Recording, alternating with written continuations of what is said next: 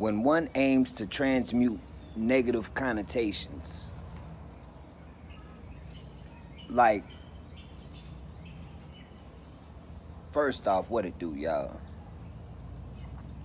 Second of all, we talking about energies, frequencies.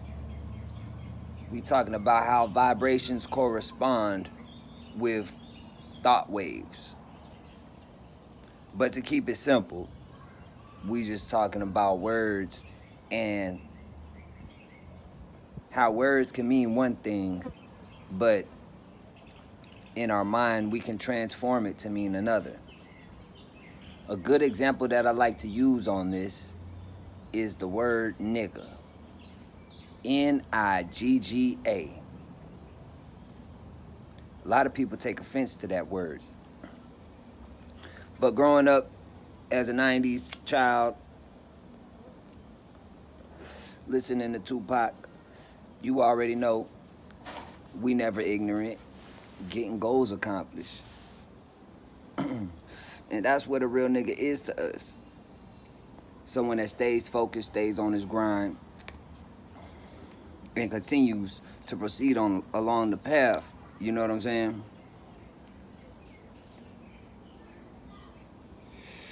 Now, it's a lot. Excuse these flies. I might have to I might pull a Pence in this video. You know what I'm saying? That fly cousin might come land on me and try to get some camera time like the Pence fly. That nigga a celebrity. He was never ignorant and he got the goal accomplished and got on motherfucking camera where the world could see him. And he got memed the fuck out. You know what I'm saying? But yeah. What's up? Chillin'. Oh, you ain't want to be on the camera? Oh. Shit, I'm just talking.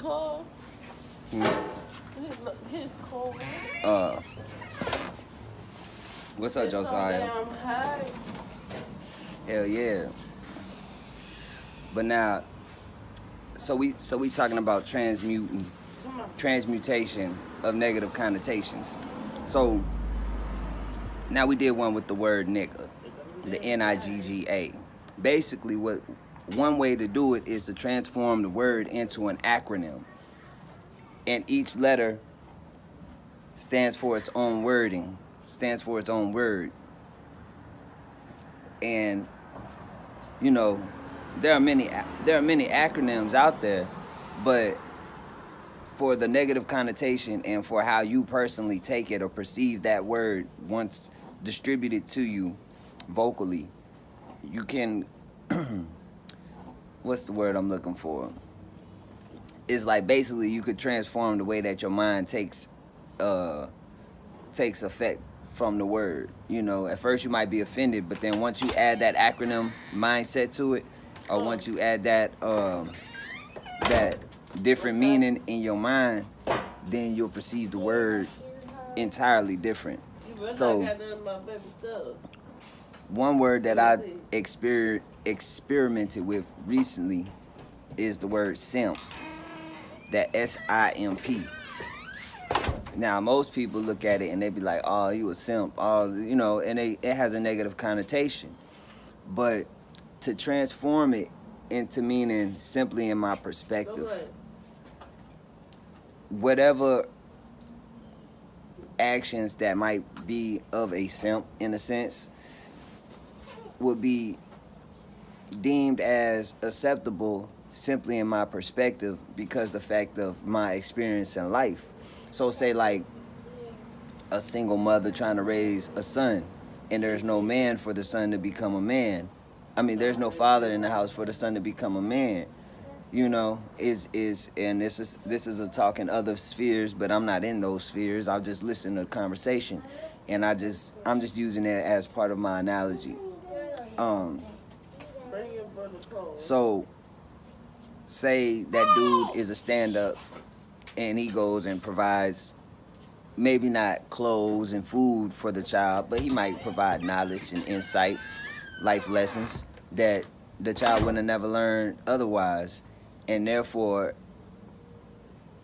you know, like rerouting that path that child might take. Like, you know, they might have went down that path of being a drug dealer or something like that, but then somebody came and showed them another way at a young age, even though Josiah, come on, dude.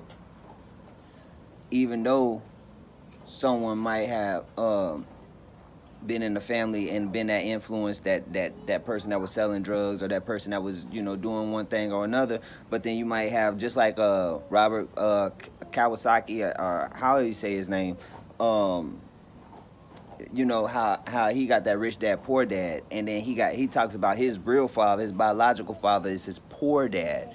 But then the other man that came into his life or whatever, and raised him and taught him business and things like that was his rich dad, taught him investments. So I look at that and I say, well, damn, if that man came from impoverished, you know, household or community, and he made it to be a millionaire and to be rich, what makes him different aside from skin color? What will make him different?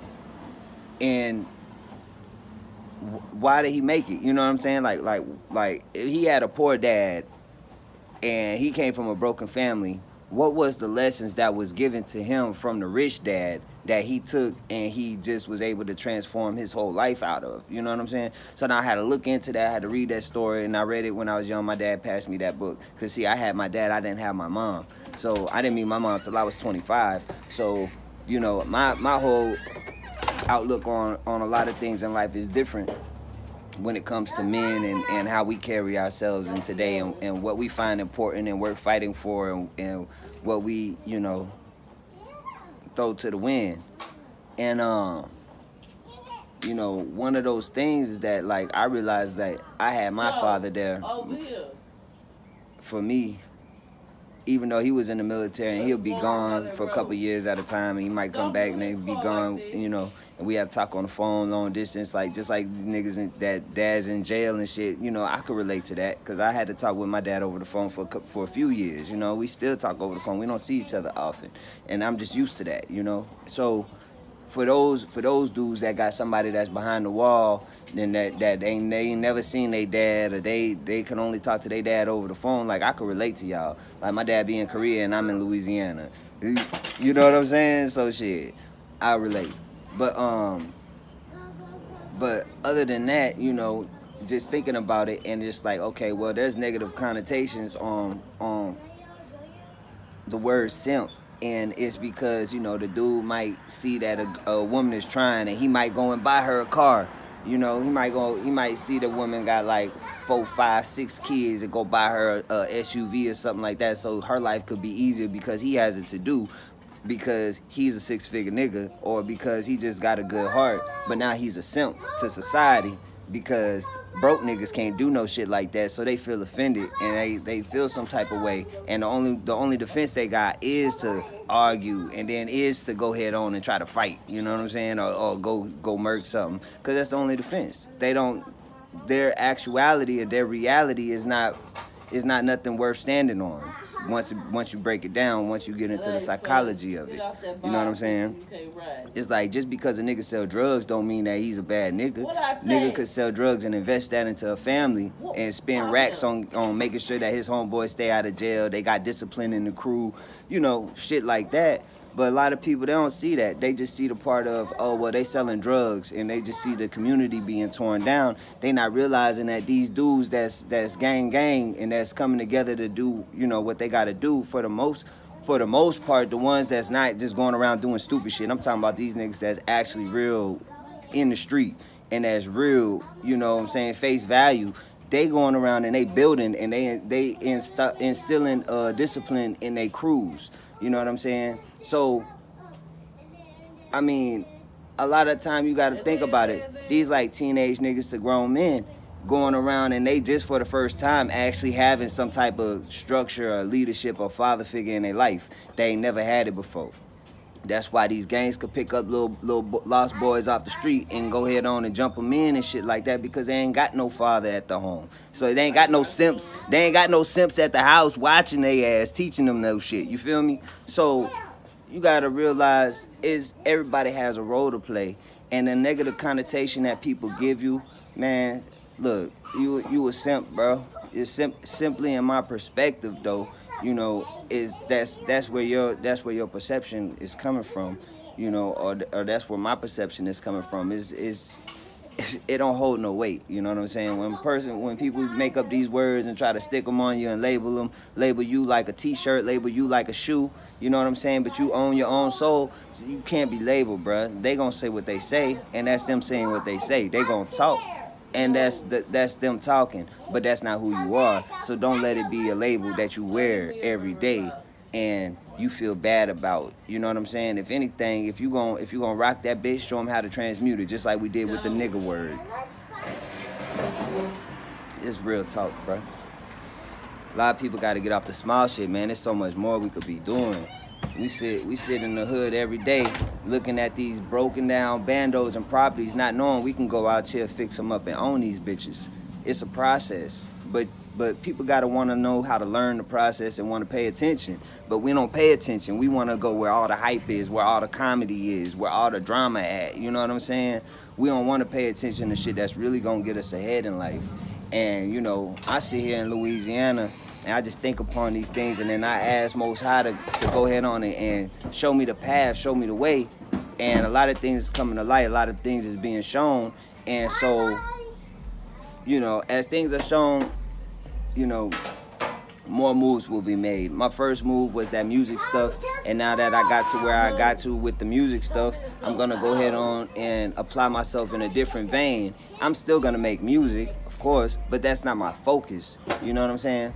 My focus is just to be a light in the darkness, and however many ways that I could find how I could eat, you know what I'm saying? However many ways that I could find out how I could eat, I'm gonna share it. I'm gonna keep sharing it. Just like I share with y'all information all the time. If y'all tune into it, y'all tune into it. If y'all don't, y'all don't. But there's other people saying the same thing, so maybe my vibration is not vibing with you. So maybe you find harmonic resonance somewhere else, and that's cool. That's cool. Do you? I'm gonna be doing me. I'm not tripping, you know? That's all it is.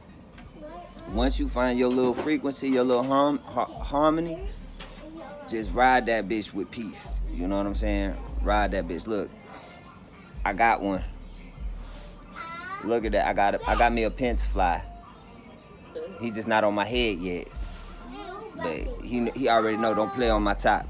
You know what I'm saying? He already know don't play on my top. So yeah, y'all. I'm just chilling though, living life. Y'all hear the kids in the background. And y'all know, yep, badass kids. She got them badass kids. Them badass kids. Y'all listen to Sir? Yo, I might have to post that song and shit if y'all ain't heard it. Or post a link up or something. I don't even know. But yeah, man. Don't let them negative connotations label you and have you trapped under something that, you know, you own yourself. You own your cell. C-E-L-L. You own your cells. You own yourself. S-E-L-F. You see what I'm saying? So, as you stand in your temple and you take in this information and you process it and you find different ways to transmute stuff that's in your own life. Like, you know, words are just one thing.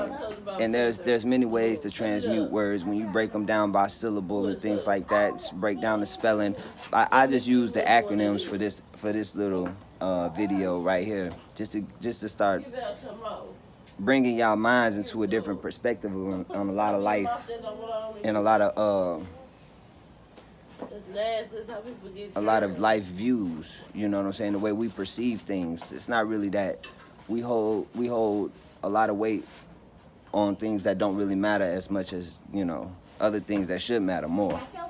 I don't even know if that makes sense. I'm about to finish smoking because I'm high. But hey, I'm gonna holler at y'all. Y'all stay up. Y'all stay 100.